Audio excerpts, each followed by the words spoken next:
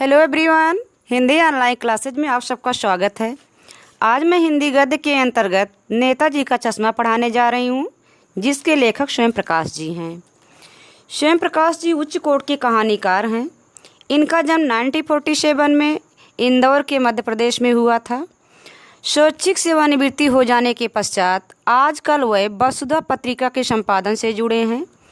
स्वयं प्रकाश जी मध्यवर्गीय जीवन के कुशल चितेरे हैं, जानकार हैं। इसलिए इनकी रचनाओं में, इनकी कहानियों में वर्ग शोषण के विरुद्ध चेतना, सामाजिक जीवन में जाति संप्रदाय और लिंग के आधार पर हो रहे भेदभाव के खिलाफ स्पष्ट गूंज सुनाई देती है। इनकी कहानियाँ रोचक शैली में लिखी गई हैं। इनकी मुख्य रचनाएँ हैं जो कि प्रकाशित हुए हैं: सूरज कब निकलेगा, आएंगे अच्छे दिन, आदमी जात का आदमी इत्यादि। इनको पहल सम्मान, बनमाली पुरस्कार, राजस्थान साहित्य अकादमी इत्यादि पुरस्कारों से सम्मानित भी किया जा चुका है। अब आपको हम ले चलते हैं कहानी के सारांश की तरफ। बच्चों, कहानी पढ़ाने से पहले हम कहानी के पात्रों के बारे में आपको बता देते हैं। कहानी के मुख्य पात्र हैं हवलदार साहब, पानवाला, कैप्टन, प्राइमरी के ड्राइंग मास्टर मोतीलाल। नेताजी का चश्मा, जैसा कि शीर्षक ही बता रहा है कि किसी नेताजी के चश्मे की बात हो रही है। अब नेताजी कौन हैं, इन्हें जानने के लिए हम इतिहास के पन्नों को पलटते हैं। तो पलटने के बाद हम पाते हैं कि सुभाष चंद्र बोस को ही नेताजी के नाम से याद किया जाता है। नेताजी एक महान स्वतंत्रता सेनानी थे। भारत को स्वतंत्र कराने में उन्होंने अपूर्व योगदान दिया था। वे आज़ाद हिंद फौज का गठन भी किया था। उनको हम जब याद करते हैं तो हमारी स्मृतियों में एक चित्र उभर कर हमारे सामने आता है। उस चित्र में वह सिर पर टोपी, आंखों पर गोल फ्रेम का चश्मा लगाए हुए बरबस हमारी यादों में आ जाते हैं। इसी चश्मे के बारे में यह कहानी है। यह कहानी एक कस्बे की है। कस्बा क्या होता है? कस्बा बेटा गांव से बड़ा, शहर से छोटा होता है, उसी को हम कस्बे का नाम देते हैं। नेताजी का चश्मा कहानी के मुख्य पात्र हवलदार साहब को हर 15 दिन कंपनी के काम के सिलसिले में एक कस्बे से गुजरना पड़ता था। यह कस्बा बहुत बड़ा न था। उसमें कुछ पक्के मकान थे और एक बाजार थी। वहीं पर लड़कों का एक स्कूल और लड़कियों का एक स्कूल था। उसी के बगल सीमेंट का एक छोटा सा कारखाना भी था और वहीं पर 2 ओपन एयर सिनेमा घर भी थे और एक आदर्श नगर पालिका भी थी, जो कभी कोई पक्की सड़क करवा देती, तो कभी पेशाब घर, तो कभी कबूतरों की छतरी बनवा देती, तो कभी कब सम्मेलन भी करवा देती थी। इसी नगर पालिका के किसी उत्साही बोर्ड या प्रशासनिक अधिकारी ने शहर के मुख्य बाजार के मुख्य चौराहे पर नेताजी सुभाष चंद्र बोस की एक संगमरमर की प्रतिमा लगवा दी। यह कहानी उसी प्रतिमा के एक छोटे से हिस्से के बारे में है। कहानी की पूरी बात तो नहीं पता, लेकिन लगता है कि देश के अच्छे मूर्तिकारों की जानकारी न होने से या अच्छी मूर्ति की अनुमानित लागत बजट से कहीं ज़्यादा होने के कारण अथवा बोर्ड की शासन अवधि समाप्त होने की दशा में किसी स्थानीय कलाकार को ही यह अवसर देने का निर्णय किया गया होगा। अंत में कस्बे के इकलौते हाई स्कूल के ड्राइंग मास्टर मोतीलाल, जो हमारी कहानी के पात्र भी हैं, उनको यह काम सौंप दिया गया होगा और वह महीने भर में ही मूर्ति बनाकर देने का विश्वास प्रकट किया हो। जैसा कि आगे ही पता है कि मूर्ति नेताजी की संगमरमर की थी। यह मूर्ति टोपी की नोक से कोट के दूसरे बटन तक कोई 2 फुट ऊंची सुंदर मूर्ति थी। फौजी वर्दी में नेताजी बहुत ही सुंदर, मासूम और कमसिन लग रहे थे। इस मूर्ति को देखते ही दिल्ली चलो, तुम मुझे खून दो, मैं तुझे आज़ादी दूंगा आदि नारे याद आने लगते थे। मूर्ति में केवल एक कमी थी जो देखते ही खटकती थी, तो वह थी कि नेताजी की आंखों पर संगमरमर का चश्मा नहीं था।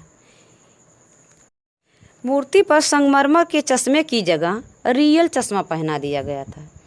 कस्बे से गुजरते समय हवलदार साहब ने पहली बार जब इस मूर्ति को देखा तो बहुत ही हैरान हुए।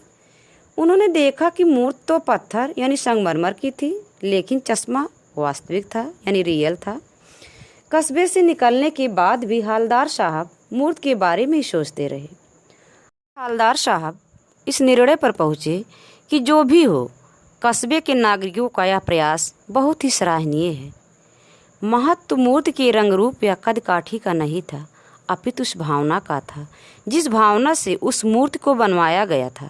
वरना देशभक्त तो आजकल मजाक की वस्तु बनती जा रही है। यह भाव हवलदार साहब अपने मन में सोच। दूसरी बार जब हवलदार साहब इस कस्बे से गुजरे तो उन्हें मूर्ति में कुछ अंतर दिखाई दिया। अंत में ध्यान से देखने पर उन्हें पता चला कि चश्मा दूसरा है। पहले मोटे फ्रेम वाला चौकोर चश्मा था, अब तार के फ्रेम वाला गोल चश्मा है। उनके मन में कुतूहल जागा, विचार आया कि मूर्ति कपड़े तो नहीं बदल सकती, चश्मा तो बदल सकती है। आखिर बात क्या है? फिर वह चले गए। जब तीसरी बार आए तो तीसरी बार भी चश्मा नया था। अब तो हवलदार साहब को आदत सी पड़ गई कि जब भी वो कस्बे से गुजरते और चौराहे पर रुकने के बाद वहाँ बगल पान की दुकान पर पान खाते और मूर्ति को ध्यान से देखते। एक बार हवलदार साहब अपने आश्चर्य को न रोक पाए और पान वाले से पूछ ही बैठे कि नेताजी की मूर्ति पर हर बार चश्मा कैसे बदल जाता है। पान वाला, जो मोटा भद्दा काले रंग का था, अपने मुंह में पान ठूसे हुआ था और बहुत ही मजाकिया लहजे में बोला। बोलते समय उसकी तोड़ थिरकी, उसने पान थूका और अपने काले लाल लाल दांत दिखाते हुए बोला, यह काम कैप्टन चश्मे वाला करता है। हवलदार साहब जब पान वाले की बात नहीं समझ पाए तो उसने अपने मुंह में खाए हुए पान को थूका और अपनी भाषा में दोबारा हवलदार साहब को समझाया कि साहब, जब किसी ग्राहक को चौड़े फ्रेम का चश्मा चाहिए तो कहाँ से लाएगा बेचारा? वह मूर्ति वाला ही उठाकर दे देता है और मूर्ति पर दूसरा लगा देता है। अब हवलदार साहब को पान वाले की बात कुछ समझ में आई कि कोई चश्मे वाला है यानी चश्मा बेचने वाला जिसका नाम कैप्टन है, उसे नेताजी की बिना चश्मे की मूर्ति बुरी लगती है। बुरी ही नहीं लगती बल्कि उसकी आत्मा को पीड़ा पहुंचती है कि नेताजी को बिना चश्मे की असुविधा हो रही है। इसलिए वह अपने दुकान के गिने चुने फ्रेमों में से एक चश्मा नेताजी की मूर्ति पर फिट कर देता है। जब किसी ग्राहक को वैसे फ्रेम की ज़रूरत होती है तो वह कैप्टन यानी चश्मे वाला नेताजी की मूर्ति से क्षमा मांगते हुए चश्मा उतार कर ग्राहक को दे देता है और दूसरा चश्मा नेताजी को पहना देता है। परंतु हवलदार साहब की जिज्ञासा समाप्त नहीं हुई। वह पूछे पान वाले से, आखिर मूर्ति का वास्तविक चश्मा कहाँ गया? पूछने पर पान वाले ने अपने लाल लाल दांतों से मुस्कुराते हुए बताया कि मास्टर जो है मूर्ति पर चश्मा बनाना ही भूल गया। पान वाले के लिए यह मूर्ति के चश्मे की बात तो मज़ेदार थी, परंतु हवलदार साहब के लिए बहुत ही आश्चर्यचकित तथा मन को द्रवित कर देने वाली बात थी।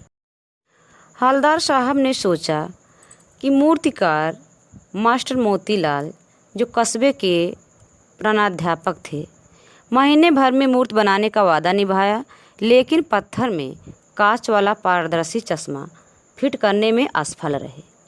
ये सब बातें हवलदार साहब को बड़ी विचित्र और आश्चर्य भरी लगी।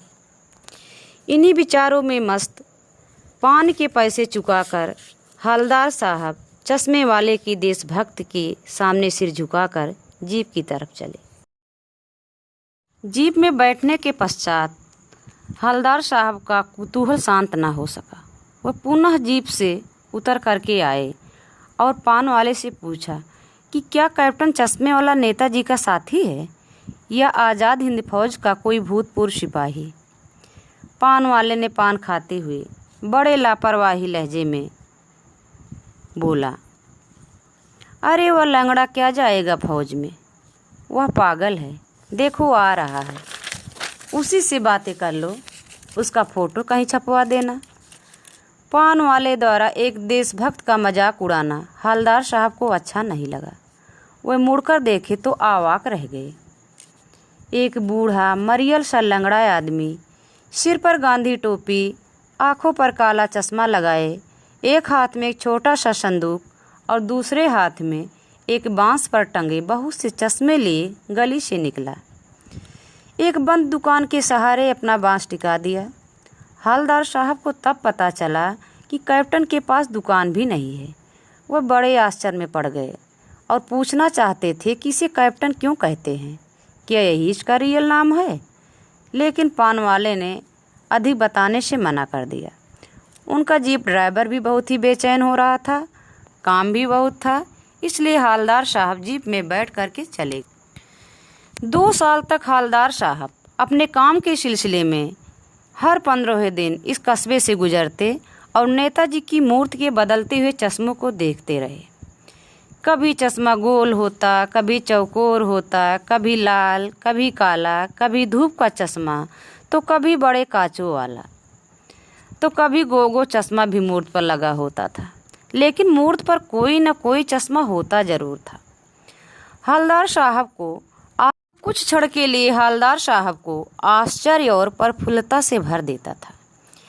एक बार ऐसा हुआ कि जो हवलदार साहब कस्बे से गुजरे और मुख्य चौराहे पर आए तो देखते हैं कि मूर्ति के चेहरे पर कोई चश्मा नहीं था।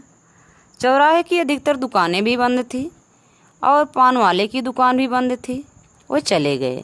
अगली बार जब पुनः वो आए तो फिर देखते हैं कि नेताजी की मूर्ति के राखों पर कोई चश्मा नहीं है। हवलदार साहब के आश्चर्य का ठिकाना न रहा। वो अपन मन में सोचते हुए पान वाले की दुकान पर गए, वहाँ पान खाया और धीरे से पान वाले से नेताजी के चश्मे के बारे में पूछा कि नेताजी की मूर्ति पर चश्मा क्यों नहीं लगा है। पान वाले ने उदास होकर बताया कि कैप्टन मर गया है। यह सुनकर हवलदार साहब भी उदास हो गए और अपने मन में बार बार सोचते रहे कि क्या होगा उस कौम का जो अपने देश की खातिर घर गृहस्थी, जवानी, जिंदगी सब कुछ त्याग देने वाले पर हंसती है और अपने बिकने के लिए मौके ढूंढती रहती। 15 दिन के बाद जब हवलदार साहब पुनः उस कस्बे से गुजरे, कस्बे में घुसने से पहले उन्होंने अपने मन में विचार बना लिया था कि आज वह चौराहे पर नेताजी की मूर्ति की तरफ देखेंगे ही नहीं, क्योंकि नेताजी की आंखों पर कोई चश्मा तो होगा नहीं।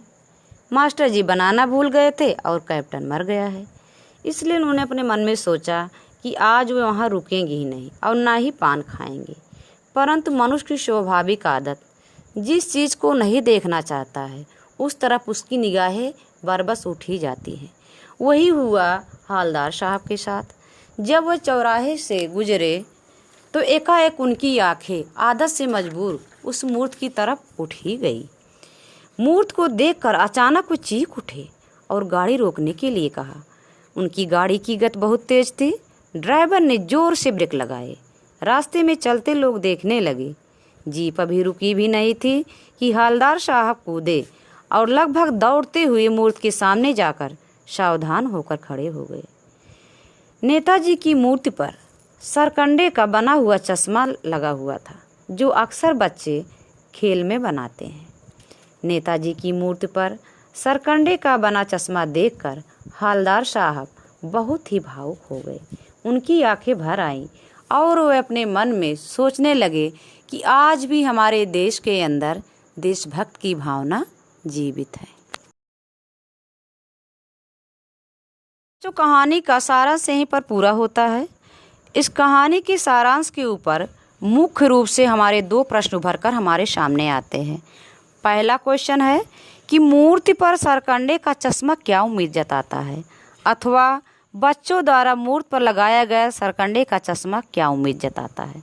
दूसरा मुख्य क्वेश्चन हमारा इस कहानी के ऊपर बनता है कि सेनानी ना होते हुए भी चश्मे वाले को लोग कैप्टन क्यों कहते थे। ये 2 क्वेश्चन का आंसर आप लिख करके अपने व्हाट्सएप